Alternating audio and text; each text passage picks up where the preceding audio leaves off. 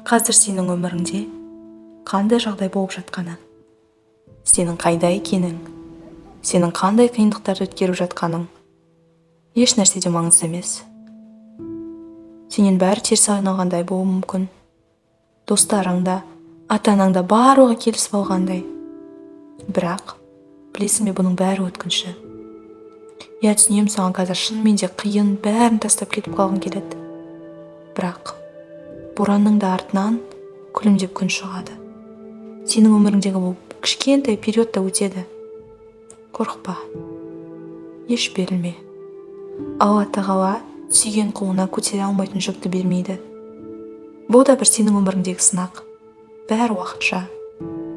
Бұл сынақтың артында сен үлкен жеңіс күтіп тұр. Өзіңе сен. Сенің қолыңнан бәрі келеді. Ешкімнің сөзіне ерме. Бұл қиындықтардың бәрін жеңіп, өз арманың мен мақсатыңа жететініңе мен сенемін. Және сен де өзіңе сен.